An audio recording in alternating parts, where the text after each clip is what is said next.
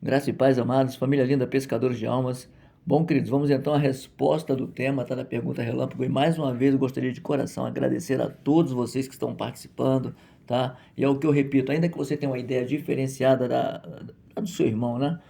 Não fique acanhado não, tá? Dê sua opinião, porque agora nós vamos falar com embasamento bíblico. Não é o que eu acho, nem o que você acha, mas é o que a palavra de Deus, ela com certeza, ela diz é. E quando a palavra de Deus diz que é, o homem, eu e você, nós temos apenas que nos calar, amém? Então vamos lá. A pergunta relâmpago foi: nos dias de hoje, disciplinar um irmão ou irmã da sua igreja, colocando-o no banco, é certo ou é constrangedor?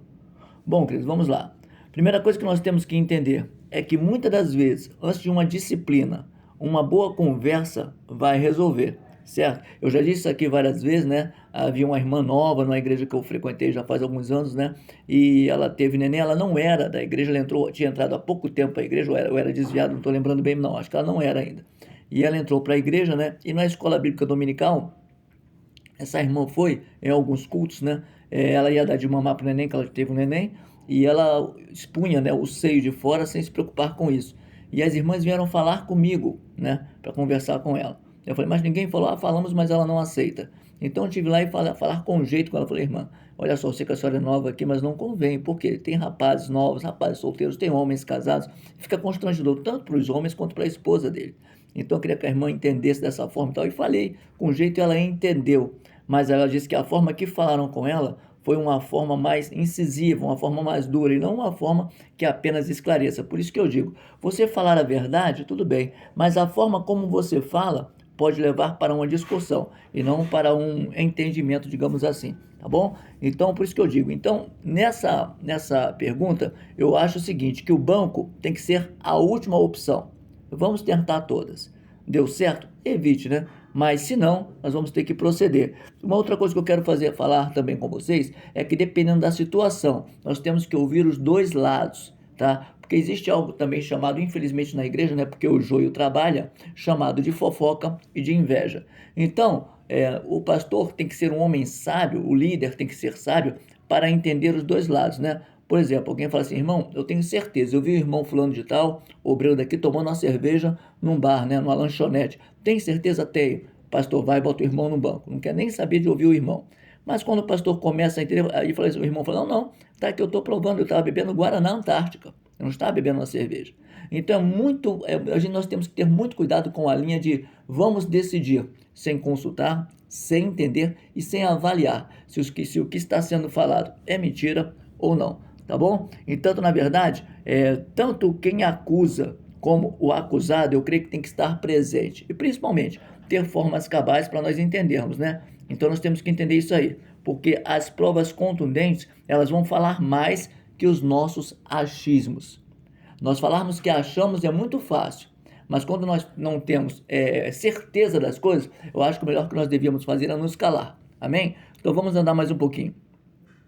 Então a palavra de Deus é a nossa regra de fé e prática. E aí, coloca no banco, tá? Nos dias de hoje, disciplinar um irmão ou irmã da sua igreja, como eu já falei, sim, é necessário, mas deve ser o último estágio, tá? E vamos lá agora para a palavra de Deus, tá bom? Que é a nossa regra de fé e prática. Em Hebreus capítulo 4, versículo 12 diz: pois a palavra de Deus é viva, eficaz e mais afiada que qualquer espada de dois gumes. Ela penetra a ponto de dividir alma e espírito, juntas e medulas, e é apta para discernir as intenções do pensamento e do coração. Pois não temos um sumo sacerdote que não possa compadecer-se das nossas fraquezas, mas sim alguém que, como nós, passou por todo tipo de tentação, ainda que sem pecado. Então veja só, a palavra de Deus ela sonda, e atenção, toda a liderança, como eu já falei, tem que entender todos os lados, porque a palavra corta. Então quem está levando? Quem está recebendo? Qual o andar deste membro na igreja? Qual o andar do líder? Sabe? O líder tem ciência do seu chamado. Por exemplo, Salomão, né, duas mulheres levaram uma criança. Ele teve sabedoria para tomar uma decisão. As duas falaram que era a mãe da criança. As duas chegaram chorando com uma criança ali. Ah, não, eu tive, ela também teve, mas ela roubou o meu filho. Não, ela roubou. E Salomão ficou naquilo, mas ele tinha Deus, a presença de Deus e o Espírito Santo na vida dele para decidir daquela situação. E o que ele fez? Chamou, né? Ali nós já sabemos dessa história, né? Chamou ali o soldado dele e falou assim: olha, divide essa criança no meio. Eu tenho mais que fazer, dá metade para essa e metade para aquela. Falou assim. E quando o soldado, né, levantou a espada para dividir a criança no meio, a verdadeira mãe se lançou por cima da criança. Falou, não, não, deixe com ela, eu prefiro que ela crie do que ver meu filho morrer. Salomão falou, pega a criança, essa é a mãe, porque essa defendeu o seu filho. Independente das consequências, ela defendeu o seu filho, porque ele não sabe se defender.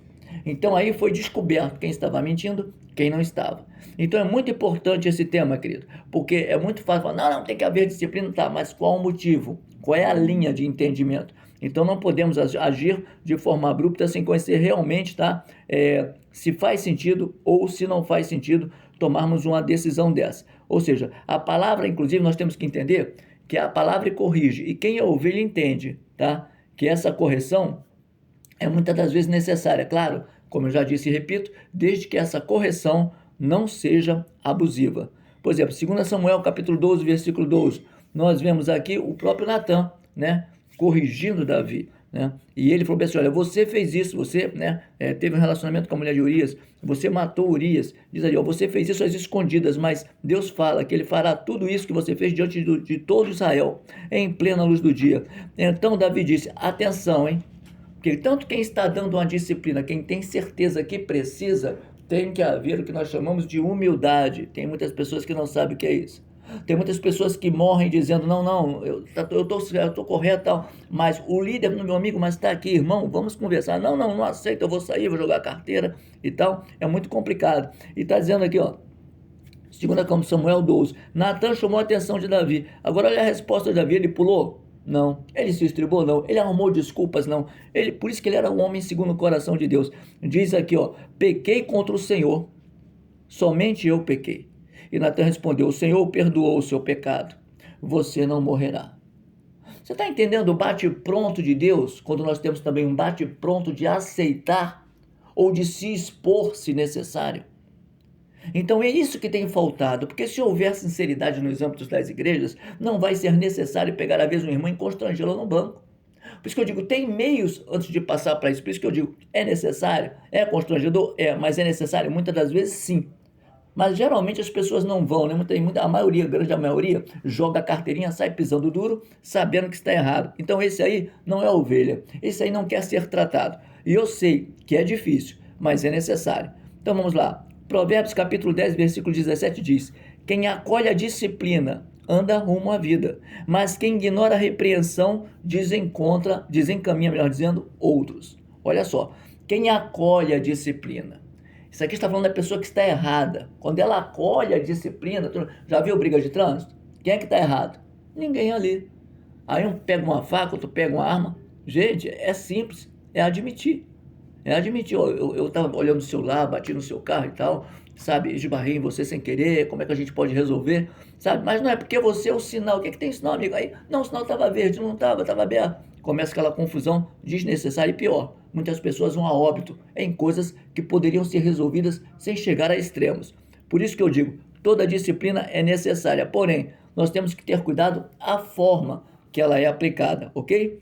Olha o que diz aqui na palavra do Senhor. 1 Coríntios capítulo 11, versículo 32 diz, contudo, sendo julgados pelo Senhor, somos disciplinados para que não sejamos condenados com o mundo. O Senhor nos disciplina.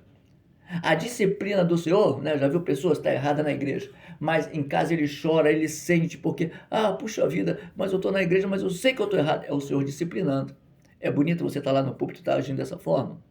É bonito você estar falando que é meu servo e agindo dessa forma? É bonito você falando que é minha serva e agindo dessa forma? Você não muda por quê?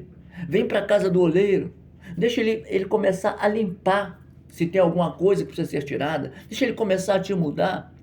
Mas é difícil às vezes a gente aceitar, mas Senhor, né? E enquanto nós falarmos, nós temos esse, como é que se diz?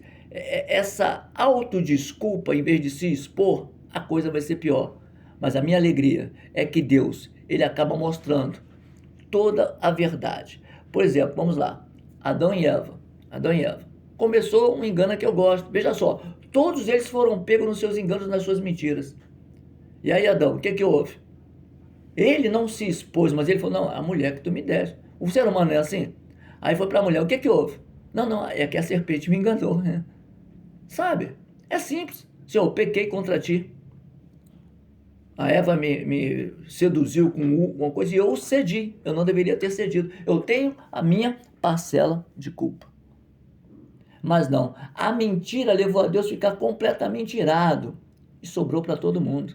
Para o homem trabalha até hoje, soa, dobra em serviço, trabalha em férias, né? Eu sei um pouquinho o que é isso, né? A mulher, dores de parto até hoje. Ai, mas ela vai para o melhor hospital, mas ela vai sentindo a dor da hora do parto. Não adianta. E muitas vezes não dá nem tempo de chegar, aí ela vai sentir a dor no trânsito, no Uber, não sei aonde. Então, existe um processo. Existe um processo. E de certos processos ninguém pode fugir. Por exemplo, quando estivermos frente a frente com o Senhor, o que nós vamos falar de desculpas para Ele? Não tem desculpa. Mas ainda vai ter muitos que vai dizer que nunca erra, nunca peca, é santo demais. E Deus vai falar, aqui está o seu podre. Aqui está o seu podre. E a disciplina vai ser eterna, não vai ser apenas por um momento. Porque a palavra de Deus diz em Hebreus capítulo 9, versículo 27, que a partir do momento que nós morremos, vamos prestar contas a Deus. Não vai ter conversa fiada. Não vamos poder mentir aquele que sonda corações, que sonda almas, que sonda intenções. Então não vai ter como, nem eu, nem você e nem ninguém enganar a Deus. Podemos enganar pessoas, mas a Deus nós não podemos enganar. Então vamos lá, vamos andar mais um pouquinho aqui. Vamos lá, 2 Timóteo, capítulo 3, versículo 16.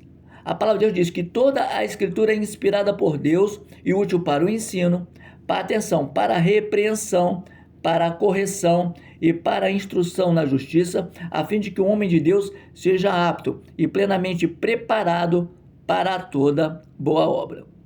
Então, queridos, a disciplina, ela é necessária sim, quando ela é aplicada com bom senso e quando a pessoa não quer ceder diante das provas que ela não pode contestar. Se existem provas que você não pode contestar, seja humilde e fale assim, eu errei. Se você não tem coragem para falar isso, você é pior do que, sei lá, eu não tenho nem palavras. Porque a pessoa vive em redomas e quando é chamado numa disciplina, um irmão ou uma irmã, aí não aceita, aí vira o bode na igreja, aí vou jogar minha carteirinha na cara do pastor, vou sair pisando duro, eu saio mais bonito, mas não fala a verdade, sai de cabeça em pé. O que é isso, irmão? E é por isso que a disciplina, como eu já disse, ela é necessária sim, ainda nos dias de hoje, porque quando a gente disciplina dentro de um bom senso, dentro de uma verdade e dentro de uma arguição, aonde exista respeito, com certeza, do outro lado vai haver choro, vai haver arrependimento e mais ainda, vai haver conscientização. Tem gente que sabe, mas não é consciente. Tem gente que age errado, mas não tem, e finge que não tem consciência. Por quê? Porque ninguém está vendo. E se esquece que Deus tudo vê. Deus tudo vê, Deus tudo sonda. Então a Deus, nem eu nem você, ninguém consegue enganar ao Senhor. E isso muito me alegra. E é por isso que nós falamos essas palavras hoje, porque é um tema muito rico, muito rico. Então, em 2 Timóteo é bem claro que a disciplina do Senhor, a Escritura, ela é inspirada para quê? Para ensinar, para repreender, para corrigir e para instrução na justiça. E quando acontece isso, o que acontece conosco? Uma glória, irmão, porque olha só, porque o homem e a irmã de Deus, eles se tornam aptos e plenamente preparados para toda boa obra. Você acha que o apóstolo Paulo muitas das vezes não ouviu? Você é um sem vergonha, rapaz. Você consentiu na morte do inocente de Estevão. Você acha que isso não doía em Paulo? Você acha que isso não doía em Paulo? Você acha que Davi não sentiu a dor dentro da própria casa dele, do erro que ele cometeu? Mas porque ele era um homem segundo o coração de Deus, porque ele assumia seus erros. Queremos aplausos, mas não queremos correção. Queremos aplausos, elogios, mas quer ver uma pessoa, você vê quem a pessoa é? Quando você diz exatamente o erro que ela tem, aí você vai ver se ela é verdadeira ou se ela é falsa. Aí você vai dizer verdadeiramente se assume ou não. E tem pessoas que em mínimas coisas nem assumem, nas mínimas coisas, imagine nas grandes. Sabe? É sempre uma desculpa, é sempre o mais, é sempre o oi, ai, ui, sabe? Então nós temos que parar de mimimi e sermos sinceros. Porque como eu já disse e repito, você pode até conseguir enganar um líder de uma igreja, mas a Deus ninguém engana. E é por isso que a disciplina, ela é necessária. Você quer ver um negócio? Você quer ver quem realmente consegue participar da disciplina ou não? Faz uma mesa redonda, é como eu já falei lá em cima. fala quem falou algo e chama a pessoa que disse que falou, senta todo mundo numa mesa. Eu duvido que isso vai acontecer. Eu duvido que isso vai acontecer, porque os ratos fogem. Os ratos são frouxos. Então é muito fácil levar algo para um pastor, e se esse pastor não for homem de Deus, ele vai analisar pelo irmão que levou e pelo tempo que o irmão tem de igreja. Pelo tempo que o irmão tem de igreja. E se o irmão tem um tempo de igreja, ele tem até um aval de uma confiabilidade. Mas esse aval tem que vir embutido em provas. Estou me fazendo entender? Do contrário, é só fofoca e conversa fiada. Pega quem levar a fofoca de alguém para você e fala assim, vamos chamar a pessoa que está falando. A pessoa vai amarelar. A pessoa vai amarelar. Não precisa, chama. Vamos sentar todo mundo em volta. Vamos sentar todo mundo em volta, sem ofensas. Vamos esclarecer. E aí?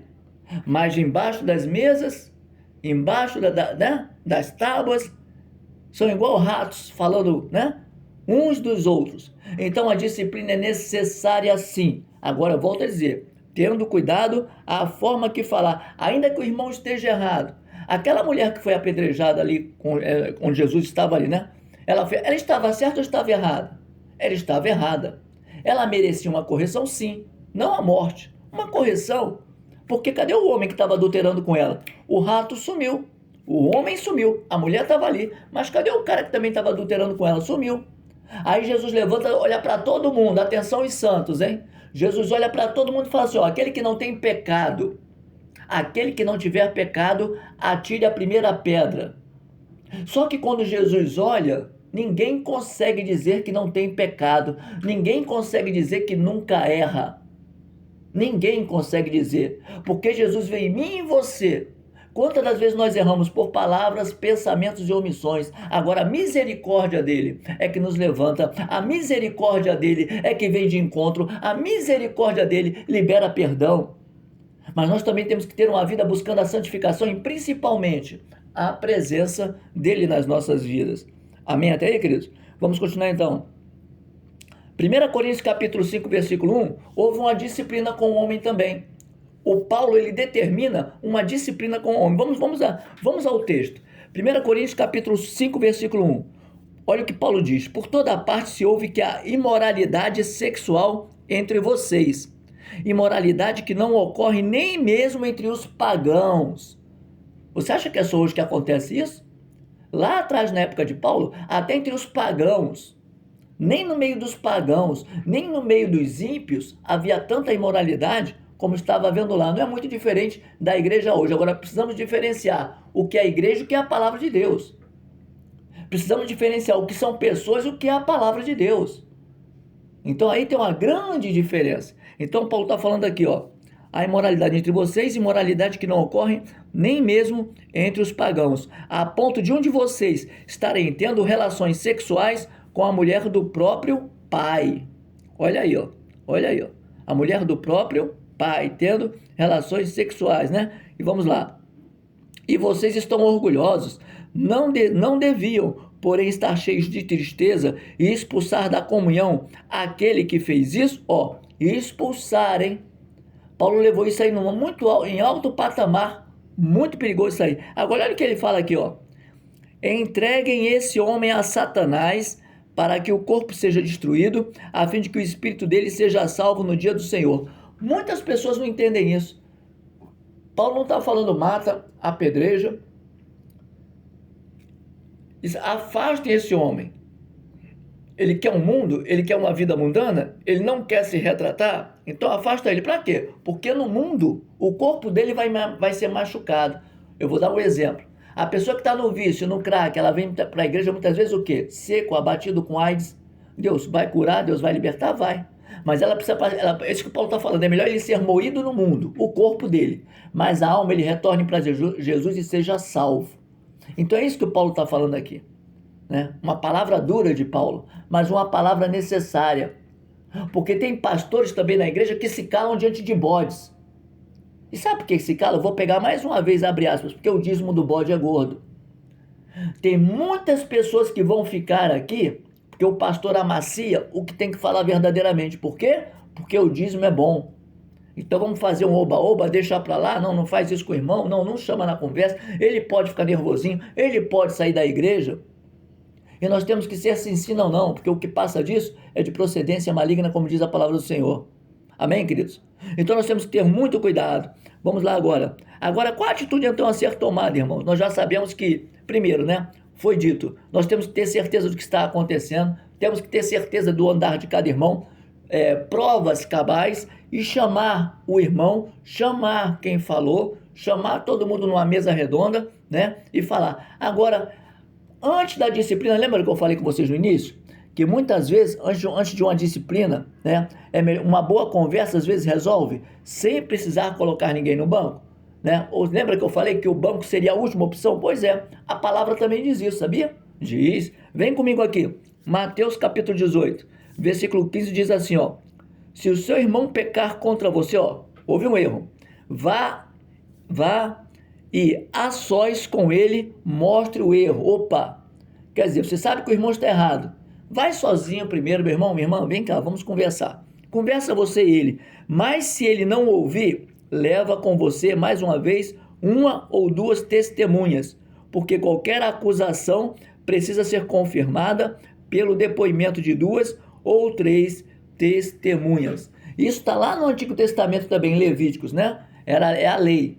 Você tem que ter testemunhas, tanto que até hoje, o que o advogado fala? Você tem que arrolar testemunhas. Chama 2 ou 3 testemunhas, porque só de sua boca não dá para entender.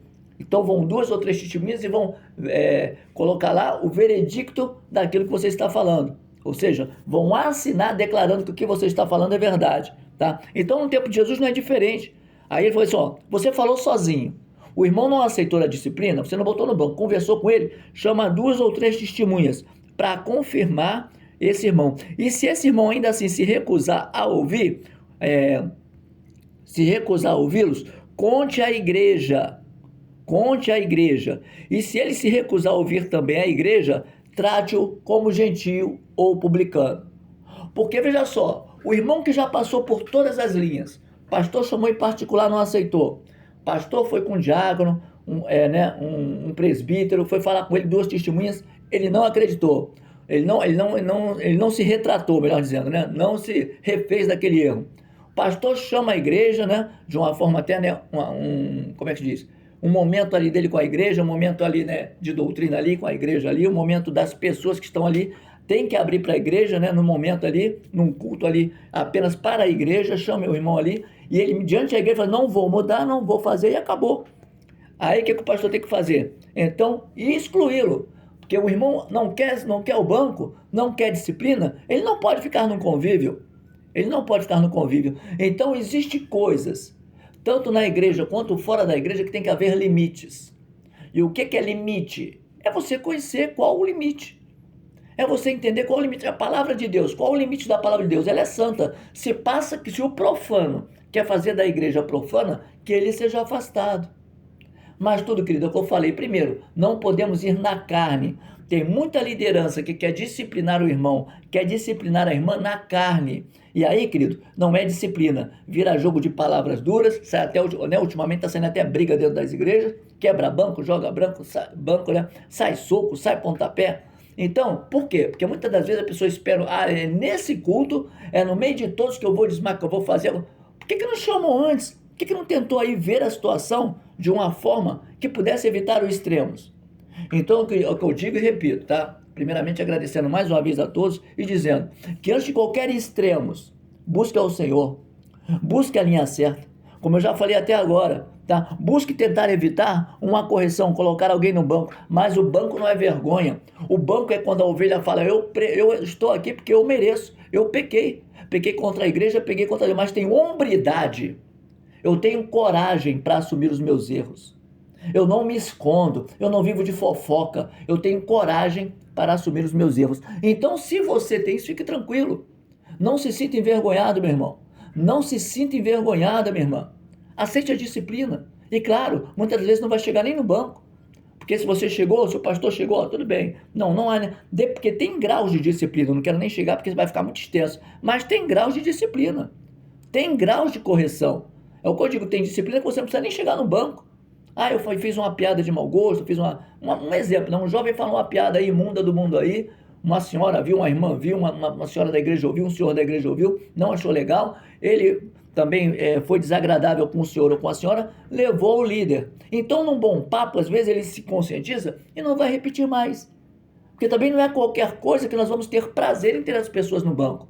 Agora, vamos saber o que essa pessoa também tem prazer.